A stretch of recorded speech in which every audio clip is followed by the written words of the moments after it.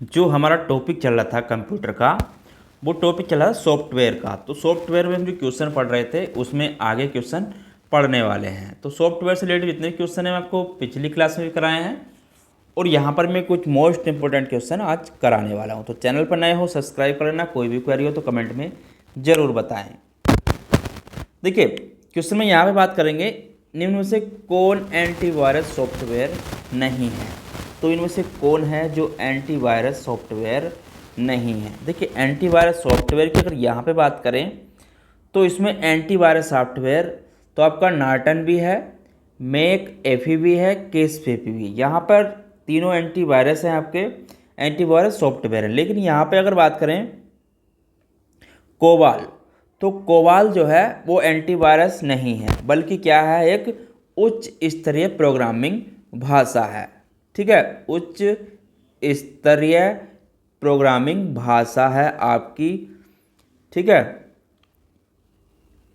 तो programming language है आपकी, यानी कि भाषा है कोबाल।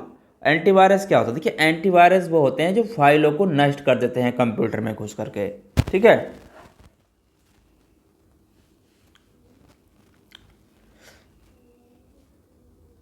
चलिए एंटीवायरस सॉफ्टवेयर को नियमित रूप से अपडेट किया जाना चाहिए, वरना देखिए एंटीवायरस को सॉफ्टवेयर को नियमित रूप से अपडेट किया जाए, वरना क्या हो सकता है। तो देखिए यहाँ पे अगर बात करूँ, अगर हम अपडेट नहीं करेंगे समय समय पर तो नए वायरस ज्ञात नहीं हो पाएंगे हमें, क्योंकि एंटीवायरस को अगर अपडेट नहीं करें तो कंप्यूटर में आने वाले नए वायरस का हम पता नहीं लगा पाएंगे, जिससे कि हमारे कंप्यूटर में सुरक्षित फाइलें व अन्य डाटा को कोई नुकसान नहीं होगा अगर हम उसे अपडेट करते रहेंगे तो। ठीक है, चलिए अगला क्वेश्चन है, निम्नलिखित में से कौन यूटिलिटी उपयोगिता सॉफ्टवेयर का प्रकार नहीं है। तो उपयोगिता सॉफ्टवेयर का प्रकार इसमें से कौन सा नहीं है। देखिए तो देखिए यहाँ पे अगर बात करूँ मैं, एंटीवायरस, बैकअप सॉफ्टवेयर और डिस्क टूल, ये तीनों जो हैं, डिस्क टूल, तो ये सभी आपके यूटिलिटी सॉफ्टवेयर हैं। ठीक है, लेकिन यहाँ पे अगर बात करूँ ब्राउज़र की, तो ब्राउज़र जो है आपका एक एप्लीकेशन सॉफ्टवेयर है। ठीक है, आपका एप्लीकेशन सॉफ्टवेयर है आपका ब्राउज़र। ठीक है, चलिए अगला क्वेश्चन देखते हैं। माइक्रोसॉफ्ट ऑफिस से क्वेश्चन यहाँ पे जो पूछे जाते हैं वो भी यहाँ पर हम करने वाले हैं। तो देखिए इसमें अगर बात करें तो सॉफ्टवेयर के अंतर्गत जो एमएस ऑफिस में क्वेश्चन आते हैं उसके बारे में यहाँ पर बात करेंगे। देखिए जो यूपी का सिलेबस है मैं उसके अनुसार सारे आपको क्वेश्चन यहाँ पर करा रहा हूँ। ठीक है, तो क्वेश्चन है, इनमें से कौन सा एक एप्लीकेशन यानी कि एमएस ऑफिस का है। तो इनमें से कौन सा है एमएस ऑफिस का। तो देखिए एमएस ऑफिस की यहाँ पे अगर बात करूँ तो एमएस ऑफिस पैकेज के अंतर्गत जो आते हैं आपके, उसमें आपका वर्ड आता है। ठीक है, वर्ड आता है, एक्सेल आता है, पावर पॉइंट आता है। ठीक है, पीपीटी जिसे बोलते हैं, पावर पॉइंट आता है और एक्सेस आता है। ठीक है, एक्सेस आता है। तो ये तो आते हैं आपके एमएस ऑफिस के अंतर्गत। तो यहाँ पर जो वर्ड है वो आपका एमएस ऑफिस के अंतर्गत ही आता है। ठीक है, बाकी आपके Photoshop, Chrome, Gmail MS office के अंतर्गत नहीं आते हैं। चलिए अगला क्वेश्चन है, निम्नलिखित में से कौन सा एक ऑफिस पैकेज नहीं है। तो इनमें से कौन सा एक ऑफिस पैकेज नहीं है। देखिए यहाँ पे अगर बात करें WPS, तो WPS आपका ऑफिस पैकेज होता है। माइक्रोसॉफ्ट ऑफिस 2010 ये भी है। क्वांटम, तो क्वांटम की अगर यहाँ पे बात करें तो क्वांटम ऑफिस पैकेज नहीं है। ठीक है, क्वांटम आपका ऑफिस पैकेज नहीं है। और बाकी आपका लिबरे भी होता है। ठीक है, तो बाकी सारे ऑफिस पैकेज हैं, लेकिन क्वांटम यहाँ पे आपका ऑफिस पैकेज नहीं है। चलिए अगला क्वेश्चन देखते हैं, निम्नलिखित में से कौन सा एमएस ऑफिस का स्वीट का हिस्सा नहीं है। तो कौन सा एमएस ऑफिस स्वीट का हिस्सा नहीं है। देखिए यहाँ पे अगर बात करें तो पावर पॉइंट है, वर्ड है, एक्सेल है। लेकिन यहाँ पे अगर बात करें प्रोजेक्ट्स की, तो प्रोजेक्ट्स जो होता है, अगर प्रोजेक्ट्स की बात करें यहाँ पर, तो देखिए, तो पावर पॉइंट एमएस ऑफिस के जो अंतर्गत आता है, जिस पर स्लाइड प्रस्तुत कर तैयार करते हैं। एक्सेल, तो यहाँ पर ऑफिस सूट प्रोजेक्ट्स यहाँ पर नहीं है, बाकी आपके सारे यहाँ पर हैं। ठीक है, चलिए अगला क्वेश्चन देखते हैं।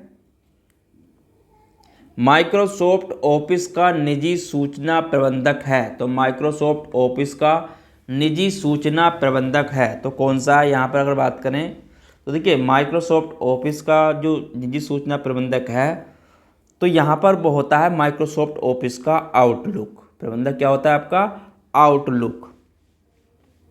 अब आउटलुक माइक्रोसॉफ्ट की ओर से एक पर्सनल इंफॉर्मेशन मैनेजर होता है, जो आपका माइक्रोसॉफ्ट ऑफिस सूट के पार्ट के रूप में कार्य करता है, आपका आउटलुक। ठीक है, चलिए अगला क्वेश्चन देखते हैं। प्रेजेंटेशन ग्राफिक सॉफ्टवेयर का एक उदाहरण है, तो प्रेजेंटेशन ग्राफिक सॉफ्टवेयर का जो इसमें एक उदाहरण है वो यहाँ पर क्या है। देखिए, यहाँ पे अगर बात करूँ तो एक उदाहरण नहीं है। ठीक है, यहाँ पर ध्यान नहीं है। तो मैक्रोमीडिया होता है, कोरेल ड्रा भी होता है, पावर पॉइंट भी होता है।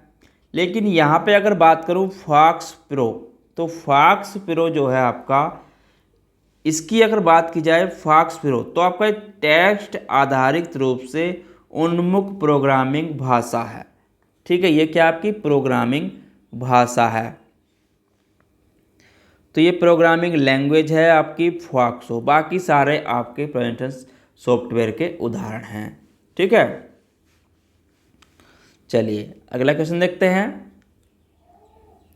निम्नलिखित में से कौन एक एमएस ऑफिस का वर्जन नहीं है, तो इनमें से कौन सा है जो एमएस ऑफिस का वर्जन नहीं है। देखिए, यहाँ पे अगर बात करूँ एमएस ऑफिस के वर्जन की, तो एमएस ऑफिस की अगर बात की जाए, एमएस ऑफिस, तो ये सर्वप्रथम माइक्रोसॉफ्ट को एमएस ऑफिस सर्वप्रथम की अगर बात करूँ एमएस ऑफिस की, तो एमएस ऑफिस सर्वप्रथम जो आया था वो आपका 1989 में माइक्रोसॉफ्ट कंपनी के द्वारा।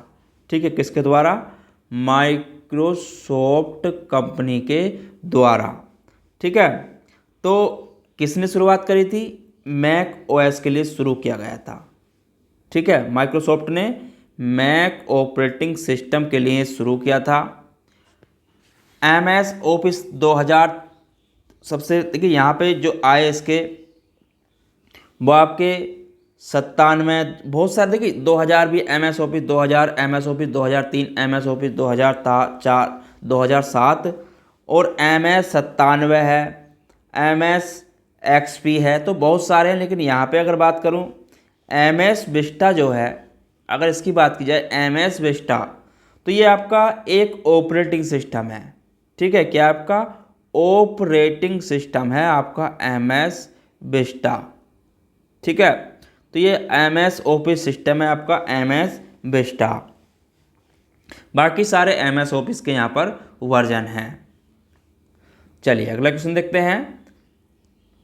ग्राफिक्स मल्टीमीडिया एवं प्रेजेंटेशन पैकेज का एक उदाहरण है, तो कौन सा है इनमें। देखिए, यहाँ पे अगर बात करूँ तो जो कोरेल ड्रा होता है, कोरेल ड्रा, तो Corel draw graphics multimedia presentation का एक उदाहरण होता है, जिसमें क्या करते हैं। देखिए, कोरेल ड्रा में हम bitmap, image editor, Corel photo paint के साथ साथ अन्य ग्राफिक्स संबंधी इसमें बहुत सारे प्रोग्राम भी इसमें शामिल होते हैं आपके कोरल ड्रा में।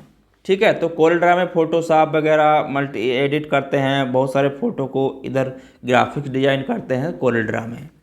ठीक है, चलिए अगला क्वेश्चन है। इनमें से कौन सा एक एमएस ऑफिस का वेब एक्सटेंशन नहीं है। तो देखिए, एमएस ऑफिस का एक्सटेंशन क्या होता है।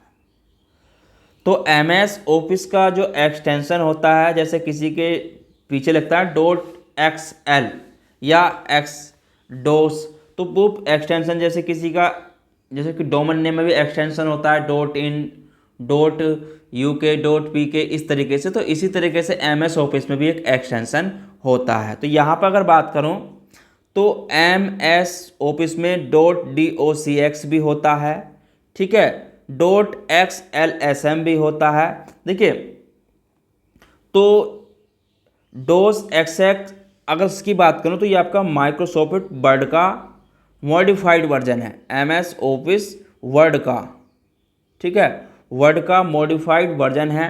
अगर यहाँ पे बात करूँ POT तो इसकी अगर बात करूँ तो एमएस ऑफिस का पावर पॉइंट का, ठीक है, पावर पॉइंट का मॉडिफाइड ये भी एक्सटेंशन वर्जन है, ठीक है। XMLS आपका एक्सेल का है, एक्सेल का है ये आपका।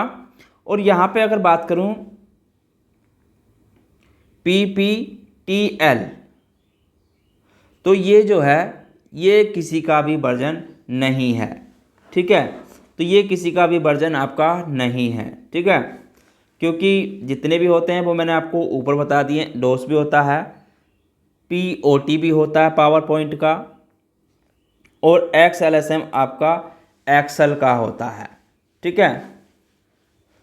चलिए अगला क्वेश्चन है, एक प्री डिजाइनर डॉक्यूमेंट है जिसमें कोऑर्डिनेट, फॉन्ट, लेआउट और बैकग्राउंड होता है, तो क्या होता है। देखिए यहाँ पे अगर बात करूँ तो जो आपका टेम्पलेट होता है ना, टेम्पलेट, तो टेम्पलेट एक प्री डिजाइन डॉक्यूमेंट होता है जिसमें कोऑर्डिनेट, फॉन्ट, लेआउट और बैकग्राउंड होता है आपका, ठीक है।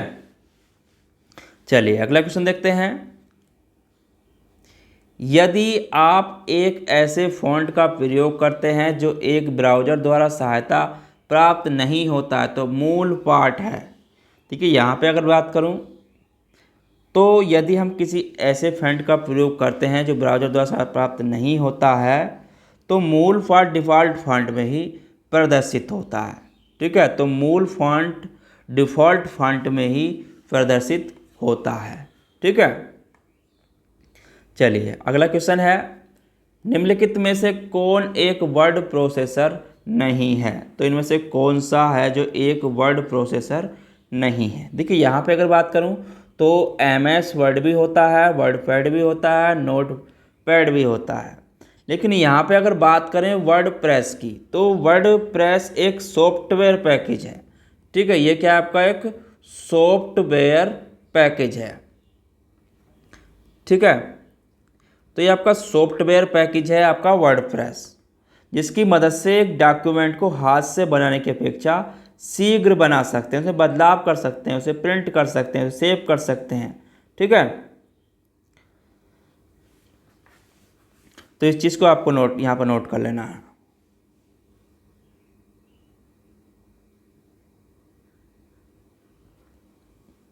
चलिए अगला क्वेश्चन देखते हैं, मुद्रित यानी कि प्रिंट होने पर आपका प्रलेख यानी कि डॉक्यूमेंट कैसे दिखेगा। यह पहले ही देखने के लिए जिस विंडो को खोला जाता है तो उसे क्या कहते हैं। देखिए यहाँ पे जो उसे कहते हैं अगर उसकी बात करें यहाँ पर, तो अगर कोई प्रिंट करने से पहले अगर हम देख रहे हैं तो वो क्या कहलाता है। देखिए मुद्रित प्रिंट और अपना जो डॉक्यूमेंट कैसा दिखेगा उसे देखने के लिए पहले जिस विंडो को खोला जा सकता है तो उसे मुद्रण यानी कि प्रिंट प्रीव्यू कहते हैं, ठीक है। उसे क्या कहते हैं हम, प्रिंट प्रीव्यू। तो प्रिंट प्रीव्यू कहते हैं जिसे हिंदी में कहते हैं मुद्रण पूर्वालोकन, ठीक है। तो प्रिंट व्यू प्रीव्यू करके देख सकते हैं कि प्रिंट होने के बाद ये कैसा दिखेगा। चलिए अगला क्वेश्चन देखते हैं,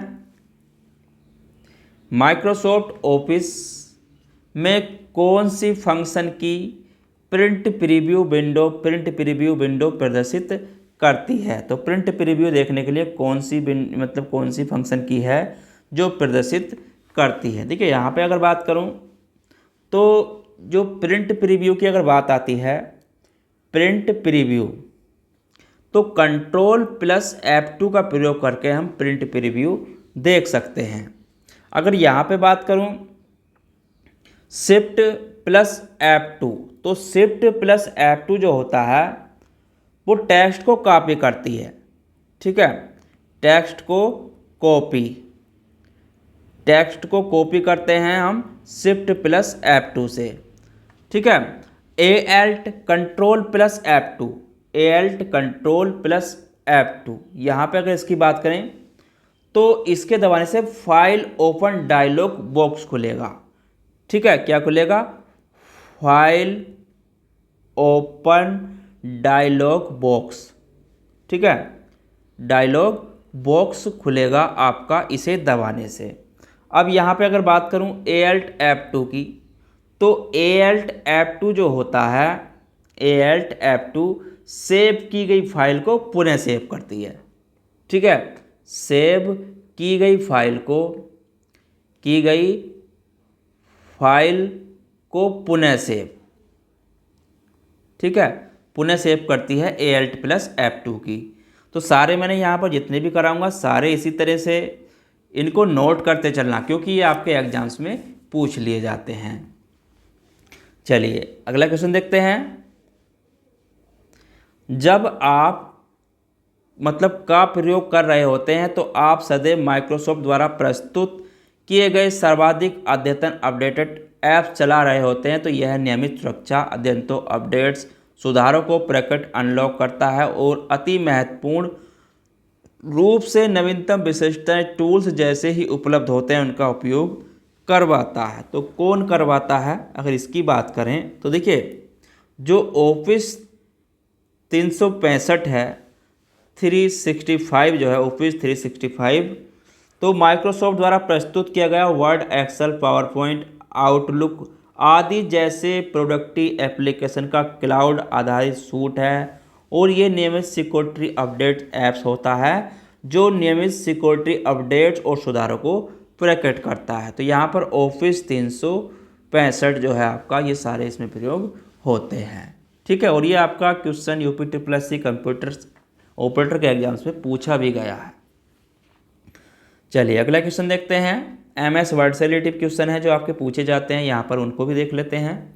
देखिए, निम्नलिखित में से कौन माइक्रोसॉफ्ट वर्ड में करैक्टर फॉर्मेटिंग विकल्प नहीं है? तो इनमें से कौन सा है जो माइक्रोसॉफ्ट में करैक्टर फॉर्मेटिंग विकल्प नहीं होता है? देखिए, इफेक्ट भी होता है, अंडरलाइन भी होता है, फॉन्ट स्टाइल भी होता है, लेकिन यहाँ पे अगर बात करें तो देखिए, और आपका इंटरडेशन, तो इंटरडेशन एक पैराग्राफ फॉर्मेटिंग विकल्प है। ये जो है आपका एक पैराग्राफ, ठीक है, पैराग्राफ फॉर्मेटिंग का विकल्प है। क्या आपका?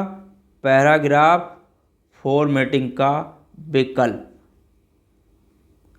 तो ये पैराग्राफ फॉर्मेटिंग का विकल्प है आपका इंटरडेशन, ठीक है। चलिए अगला क्वेश्चन देखते हैं।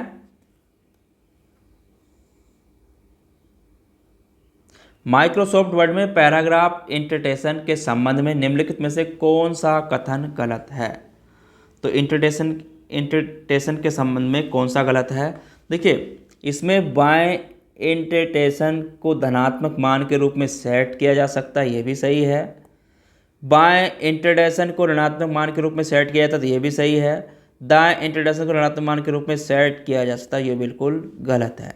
दाएं इंटरडेशन को धनात्मक मान के रूप में सेट किया जाता है, तो ये भी बिल्कुल सही है, ठीक है।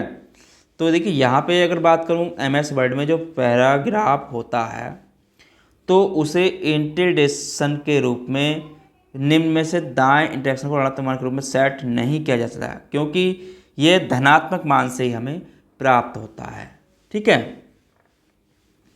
चलिए अगला क्वेश्चन है। निम्नलिखित में से कौन सी कमांड टेक्स्ट फॉन्ट को प्रभावित नहीं करती है? तो इनमें से कौन सी कमांड है जो टेक्स्ट फॉन्ट को प्रभावित नहीं करती है? देखिए, इसकी अगर यहाँ पे बात करूँ तो अंडरलाइन भी करती है प्रभावित, इटैलिक भी करती है, बोल्ड भी करती है, लेकिन बॉर्डर की यहाँ पे अगर बात करें तो बॉर्डर कमांड टेक्स्ट फॉन्ट को प्रभावित नहीं करती है, ठीक है। बाकी सारी कमांड टेक्स्ट फॉन्ट को प्रभावित करती हैं। चलिए अगला क्वेश्चन है। माइक्रोसॉफ्ट वर्ड के संबंध में निम्नलिखित में से कौन सा कथन सही है? तो माइक्रोसॉफ्ट के वर्ड के संबंध में कौन सा कथन बिल्कुल सही है? देखिए, यहाँ पे अगर बात करूँ तो प्रत्येक दस्तावेज में कम से कम एक टेबल होना चाहिए, तो बिल्कुल गलत है, ऐसा कुछ नहीं है, कितनी भी टेबल हो सकती है।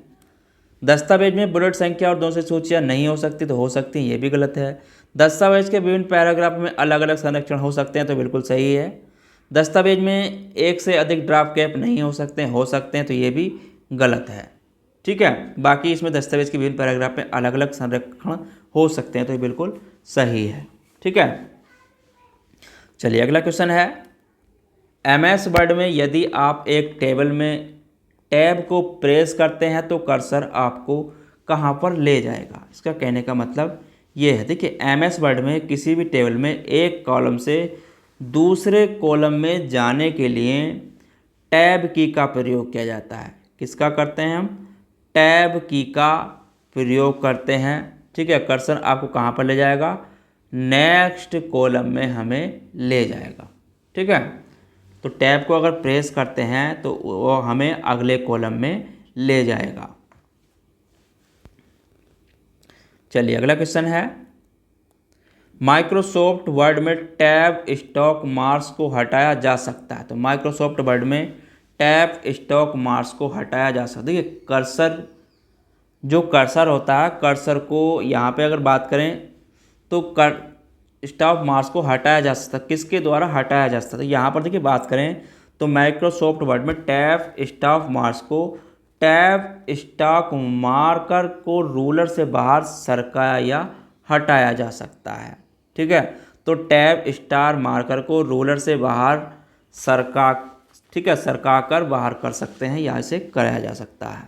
ठीक है, चलिए अगला क्वेश्चन है, MS वर्ड का प्रयोग मूलतः निम्नलिखित के लिए किया जाता है। तो MS वर्ड का प्रयोग किसके लिए किया जाता है? यहाँ पर अगर बात करें तो देखिए MS वर्ड का जो प्रयोग किया जाता है वो विभिन्न प्रकार के, यानी कि विभिन्न प्रकार के डॉक्यूमेंट तैयार करने के लिए किया जाता है। ठीक है, और तो इसमें यहाँ पर हो जाएगा विभिन्न प्रकार के प्रलेख, यानी कि डॉक्यूमेंट तैयार करने के लिए किया जाता है। चलिए अगला क्वेश्चन है, माइक्रोसॉफ्ट वर्ड से संबंधित निम्न में से कौन सा कथन गलत है। तो इसमें से कौन सा कथन गलत है माइक्रोसॉफ्ट से संबंधित में? देखिए यहाँ पे अगर बात करूँ तो एक पैराग्राफ में केवल एक वाक्य हो सकता है, तो ये बिल्कुल सही है, एक पैराग्राफ में केवल एक वाक्य हो सकता है। एक डॉक्यूमेंट में विभिन्न टेबल्स हो सकते हैं, तो सही है। एक डॉक्यूमेंट में एक डॉप कैप होना ही चाहिए, बिल्कुल नहीं, नहीं भी हो सकता है। एक डॉक्यूमेंट को एकाधिक पुनर्नामित रीनेम किया जा सकता है, बिल्कुल सही है, किया जा सकता है। तो यहाँ पर ऑप्शन नंबर सी बिल्कुल गलत है, क्योंकि MS वर्ड के सभी डॉक्यूमेंट में एक टैब कैप का होना अनिवार्य नहीं है। ठीक है, क्योंकि विकल्पिक फंक्शन है जिसमें के माध्यम से हम अपने डॉक्यूमेंट को आकर्षक बनाते हैं। डॉप कैप का फीचर का प्रयोग करके, देखिए इसमें डॉप कैप का पैराग्राफ में शुरुआत में होता है। ठीक है, तो यहाँ पर अगर इसको छोड़ दिया जाए तो बाकी बिल्कुल सही हैं। चलिए अगला क्वेश्चन देखते हैं, कंप्यूटर पर लॉगिन नाम और पासवर्ड के सत्यापन को किस रूप में जाना जाता है। तो कंप्यूटर पर लॉगिन नाम और पासवर्ड के सत्यापन को किस रूप में जानते हैं? तो ये जानते हैं ऑथेंटिकेशन। ठीक है, जिसे बोलते हैं प्रमाणीकरण। तो ऑथेंटिकेशन कहते हैं लॉगिन और पासवर्ड के सत्यापन की पूरी प्रक्रिया जो होती है, तो वो आपकी ऑथेंटिकेशन कहलाती है, जिससे कि पहचान को पहचानने की प्रक्रिया। ठीक है, तो इसमें क्रेडेंशियल की तुलना में किसी स्थानीय ऑपरेटिंग सिस्टम पर किसी प्रमाणीकरण सर्वर के भीतर अधिकृत उपयोगकर्ता की जानकारी के डेटाबेस में मौजूद डाटा से की जाती है, कि जिसने वो पासवर्ड यूजर है जो यूज कर रहा है, अगर वो सही डालेगा तो उसका प्रमाणीकरण हो जाएगा, यानी कि वो ओपन हो जाएगा। अगर वो गलत डालेगा तो नहीं होगा। ठीक है, तो किसी भी चीज़ के लिए पासवर्ड की ज़रूरत होती है, जिसे बोलते हैं ऑथेंटिकेशन। चलिए अगला क्वेश्चन देखते हैं, निम्नलिखित में से कौन सा फॉन्ट सैंस सेरिफ है। तो इनमें से कौन सा फॉन्ट सैंस सेरिफ है? देखिए यहाँ पे अगर बात करूँ सैंस सेरिफ, तो सैंस सेरिफ जो होता है, सैंस सेरिफ फॉन्ट में, सैंस सेरिफ फॉन्ट में जो जो होते हैं, यहाँ पे अगर बात करूँ तो उसमें आपका हेलवेटा होता है।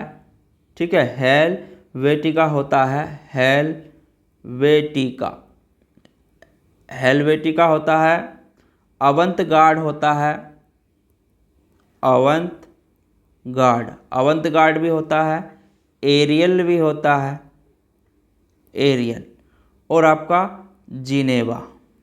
तो ये होते हैं, तो इनमें से एरियल है आपका, ठीक है, एरियल है, बाकी इसमें कोई सा नहीं है, ठीक है।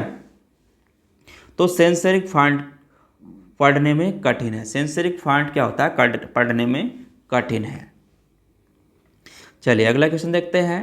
एमएस वर्ड में फॉन्ट डायलॉग बॉक्स को सक्रिय करने की शॉर्टकट कुंजी क्या है? तो एमएस वर्ड फॉन्ट में डायलॉग बॉक्स को सक्रिय करने की शॉर्टकट कुंजी क्या है?